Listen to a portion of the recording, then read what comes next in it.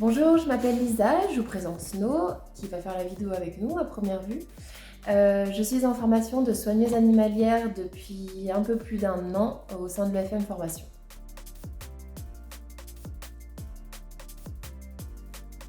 Donc je fais cette vidéo un petit peu pour vous raconter mon stage. Donc j'ai fait un stage de 2 semaines pendant les congés de Noël en fait, comme je suis employée à temps complet à côté.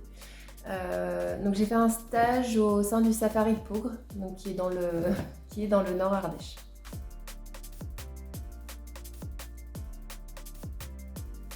Ce qui me plaît le plus dans le métier de soigneur, je pense, c'est alors la proximité avec les animaux, sans parler de les câliner, hein, c'est pas du tout ça, mais c'est surtout d'être à leur service, de pouvoir être là pour eux, que ce soit physiquement, que ce soit dans la prévention.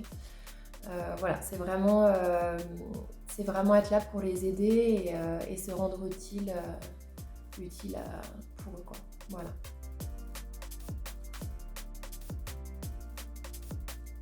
Donc pendant mon stage, donc ça a été assez raccourci, parce que 2 semaines ça passe très vite. Je suis passée par tous les secteurs.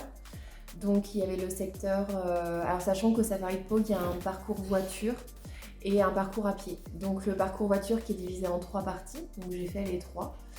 Et le parcours à pied, donc avec les herbivores, les otaries, les oiseaux, les primates, la cerf.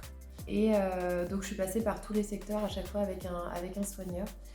Souvent les journées étaient à peu près pareilles, c'est-à-dire que le matin on allait nourrir les animaux, donc leur donner leur petit déjeuner en fait. On regardait les enclos extérieurs, savoir s'il n'y avait pas de soucis, s'il n'y avait pas quelque chose d'abîmé ou un arbre qui risquait de tomber dessus, voilà, ce genre de choses. On faisait le tour de toutes les espèces, le temps que tout le monde termine son repas. Ensuite, on pouvait les sortir et du coup passer au nettoyage intérieur. Sachant qu'en effet, de toute façon, le métier de soigneur est peut-être allé à 80% du nettoyage, réparation. Voilà, donc c'est à peu près l'émission que j'avais principale. J'ai assisté, j'en ai pas fait, mais j'ai assisté à du medical training aussi avec un éléphant, avec les otaries. Donc c'était vraiment très intéressant à voir, de voir voilà, à quel point l'animal peut se laisser faire entre guillemets voilà, pour son bien et la confiance qu'il peut avoir en son soigneur ou dans le chef animalier.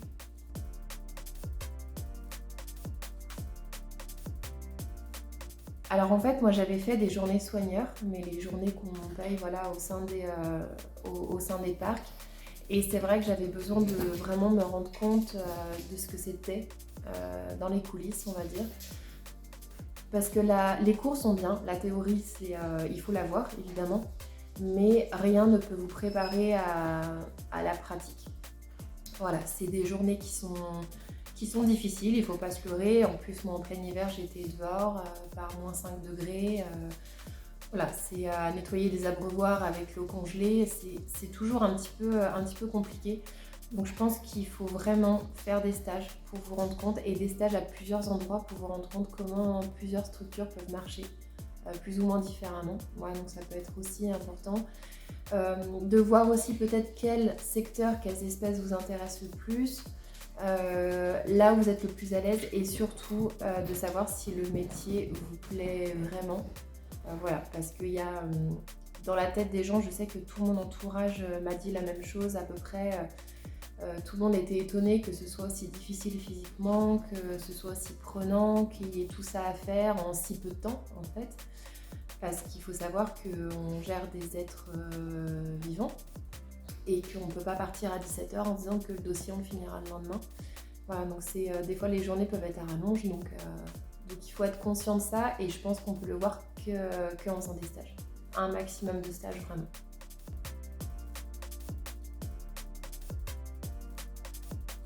Alors par contre oui, moi ça a beau être dur, enfin ça a beau oui, été dur physiquement, sachant que dans ma vie active actuellement je suis assistante de direction, donc c'est vrai que je n'ai pas vraiment l'habitude d'un travail physique. Donc ça a été quelque chose, mais ça m'a confirmée dans mon choix de vie. Je sais que je suis faite pour ça, et pour ça aussi c'est important un stage, parce que je pense que c'est important de savoir si on se sentira à sa place. Et c'est mon cas. Je me suis sentie à ma place tout de suite, je me suis sentie à l'aise, je me suis sentie vraiment comme si je devais être là depuis des années et vraiment un lien particulier avec les animaux que tous les jours en fait j'ai senti la chose. Alors il y a des jours qui sont plus durs que d'autres comme dans tout métier, mais je me suis pas dit une seule journée non je suis pas faite pour ça, j'ai hâte de reprendre ma vie. Au contraire, je me suis dit vivement la prochaine étape et vivement que je me lève tous les matins et que je sache que je vais faire ça voilà, de ma vie.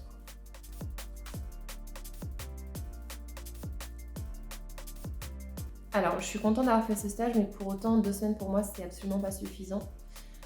Après, pour d'autres personnes, peut-être que oui, mais pour moi, en tout cas, non. J'ai besoin de faire d'autres stages, je pense, peut-être à des endroits différents. J'ai besoin de voir comment c'est fait ailleurs et à d'autres époques. Parce que là, on est en hiver, on est en horaire réduit, donc ça veut dire qu'à 17h maximum, on a terminé notre journée et que les animaux sont rentrés. Mais par exemple, en plein été, je sais qu'on peut terminer à 20h. Voilà, donc je veux juste voir, là sur l'année, je me suis donné 1 an à essayer de faire d'autres stages, d'autres structures. Pas forcément des parcs animaliers avec des animaux sauvages.